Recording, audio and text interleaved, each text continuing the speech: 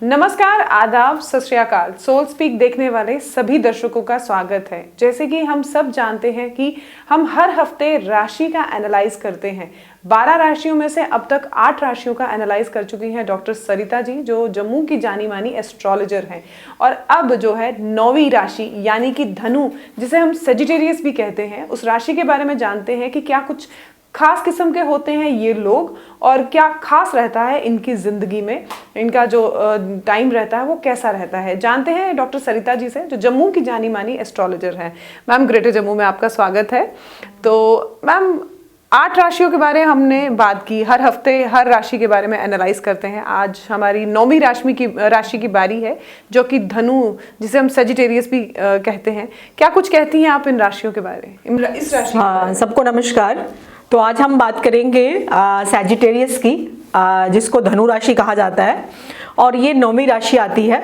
और ये राशि जो है, जो यंग यूथ है वो इसको सैजी के नाम से जानता है। मोस्टली शॉर्ट टर्म बोलते हैं, आजकल के बच्चे जो हैं वो इसको सैजी करके बोलते हैं।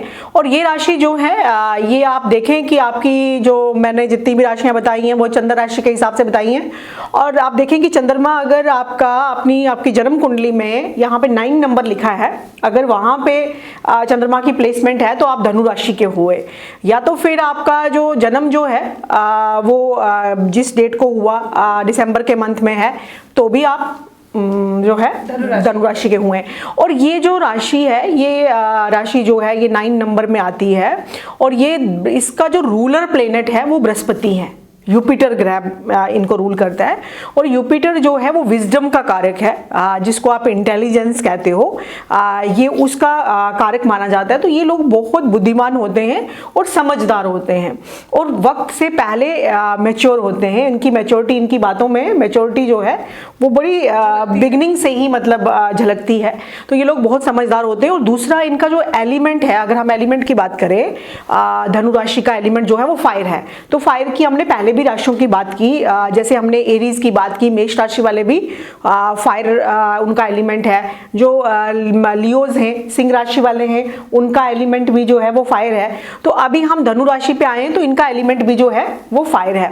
तो थोड़ा सा ये, और दूसरी तरफ से देखें, अगर तत्व के हिसाब से बात करें, अगर हम तत्व की बात की और अगर हम स्वभाव की बात करें, जिसको आप नेचर कहते हो, तो ये ड्यूल नेचर की राशि है। तो इनमें थोड़ा सा ये होता है कि अगर कोई भी बड़ा डिसीजन लेना होता है तो ये थोड़ा सा डबल सोच रखते हैं।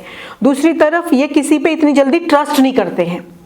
ये लोग किसी पे इतनी जल्दी ट्रस्ट नहीं करते हैं और बहुत अच्छे काउंसलर होते हैं, बहुत समझदार होते हैं और दूसरों को बहुत अच्छे से गाइड करते हैं। और समझदारी में अगर हम समझदारी की बात करें तो ये गुरु की राशि मानी जाती है। और ये सबसे समझदार लोग जो हैं वो धनु राशि के माने जाते हैं। बहुत अच्छे काउंसलर माने जाते हैं। अगर इनके पास कोई राय लेने चला जाए, और ये अपना ज्ञान का प्रदर्शन बहुत अच्छे से करते हैं। अपने पे वो लागू थोड़ा कम करते हैं, लेकिन दूसरों को जो वो गाइड करेंगे वो बहुत अच्छे से काउंसलिंग करेंगे, वो दूसरों की लाइफ बन जाएगी। तो बहुत अच्छे आध्यात्मिक गुरु जिनको आप मानते हैं, जिनको आध्यात्मिक गुरु माना जाता है, अध्यात्म के जो गुरु माने जाते हैं, उनकी मोस्टली सैजिटेरियस राशि आती है कि मून की प्लेसमेंट जो है वो धनु राशि में है। तो ये इस तरह से भी बहुत इंटेलिजेंट और बहुत समझदार माने जाते हैं। दूसरी चीज ये आती है कि इनका जो साइन बना होता है, जो साइन इनको प्रदर्शन करता है कि ये राशि जो है ये धनु राशि है, तो ये धनुष होता है। धनुष से बना धनु, और ये एक ऐसा जिसका कमर से ऊपर का हिस्सा जो है वो होता है इंसान का, और कमर से नीचे का हिस्सा जो है वो एक घोड़े का होता है।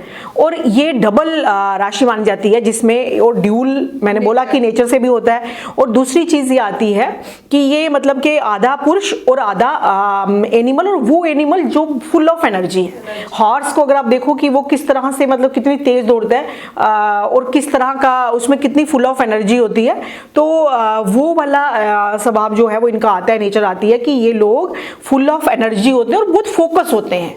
तो जो इनका पुरुष का हिस्सा नजर आता है, जिसमें उन्होंने एक तीर कमान पकड़ा हुआ है, और तीर है, ये अपने फोकस्ड होते हैं। They are very focused. अपने लक्ष्य पे पहुंचने के लिए, अपनी मंजिल पे पहुंचने के लिए ये बहुत फोकस्ड होते हैं। तो वो एरो जो है वो उनकी फोकसनेस को दिखाता है। मान लो अगर किसी व्यक्ति ने जम्मू से चलना हो दिल्ली के लिए, तो ये इनको अपनी मंजिल पे पहुंचना है, फोकस रहेंगे, ये अपनी उस चीज पे पहुंचेंगे। फिर उसके बाद सेकंड बात होगी। पहले इनका टारगेट ये होता है कि जो मैंने अभी काम स्टार्ट किया उसको पहले कंप्लीट करना है। तो they are very focused, very intelligent, बहुत समझदार, बहुत अच्छे काउंसलर, और थोड़ा सा अगर हम नेगेटिव साइड जाएंगे तो डिसीजन लेने में थोड़ा सा टाइम लेते हैं।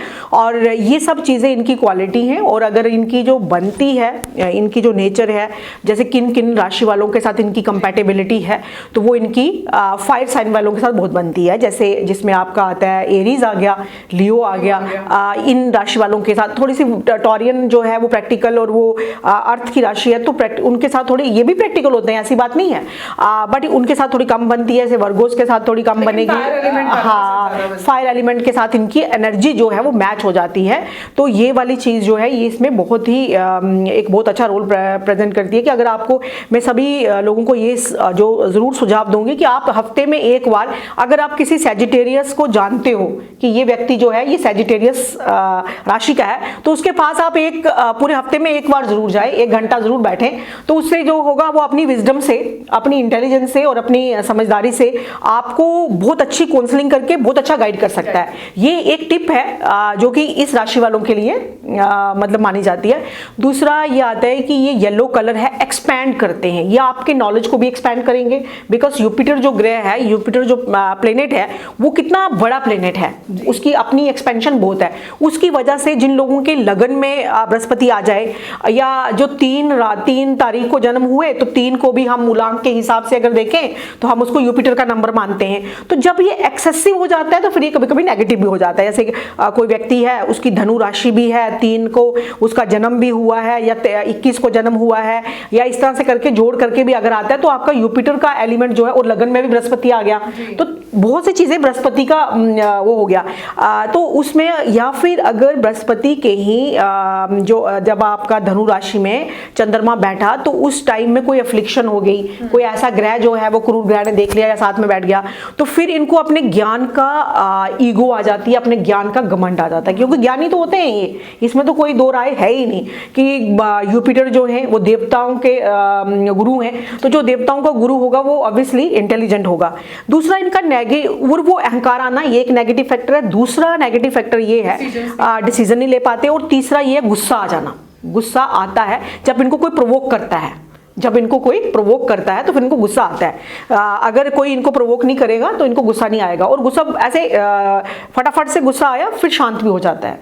तो इनको ये जो डिसीजन लेना और गुस्सा आना, और ये जो ईगो, अपने ज्ञान का घमंड होना, ये थोड़ा सा इनका नेगेटिव फैक्टर रहता है। बाकी ये येलो जो चीज़ों का दान करना, येलो वस्त्र का दान करना, और हल्के रंग जिनको हम लाइट कलर्स कहते हैं, येलो में भी हल्का, अगर आपका जैसे मान लो आपने देख लिया कि हमारा 3 नंबर है, लगन में भी बृहस्पति बैठा है, तो ये लोग ऐसे प्लेनेट से आते हैं जिसका लगन में बृहस्पति होगा, या धनु लगन का होगा, या पाइसिस जो मीन लगन का होगा, तो ये सब गुरु की रूल करने वाली राशियां हैं। तो ये लोग अगर ऐसे प्लेनेट से आते हैं जो फुल ऑफ ऑक्सीजन है, तो इन लोगों के लिए बड़ा बेस्ट रहता है कि ये अपना प्राणायाम करें और अपनी बॉडी में जो है वो ऑक्सीजन का फ्लो जो है वो बढ़ाए। क्योंकि बृहस्पति जो है वो ऑक्सीजन है हमारी लाइफ का, जिसको जीव कहते हैं ना, जीव तत्व जो है, जिंदा रहने के लिए हमें किसकी जरूरत है? ऑक्सीजन की। दोनों तरफ से आप देखें, अध्यात्म भी वही बात करता है, जीव की बात करता है, और साइंस भी कहती है कि आपकी ऑक्सीजन जो है वो आपको ने जिंदा रखा हुआ है। तो ये इनको अलोम विलोम करना चाहिए। दूसरा, इनको येलो कलर, लाइट कलर, नीला कलर भी इनके लिए शुभ रहता है, मतलब लाइट कलर्स इनके लिए बहुत शुभ रहते हैं। 3 का अंक तो इनके लिए है ही लकी है, 9 का अंक इनके लिए बहुत लकी है, 1 नंबर भी इनके लिए बहुत लकी है। और जैसे 1:02 पे कोई काम करना, दिन के 1 बजे काम करना, 9 o'clock कोई काम करना, ये जो 3 बजे कोई काम करना, 3:03 पे कोई काम करना, तो ये इनके लिए लकी टाइमिंग से। तो कलर मैंने आपको बता दिया, येलो और नीला कलर, हल्के कलर, हल्के रंग, लाइट कलर्स इनके लिए बहुत अच्छे रहते हैं।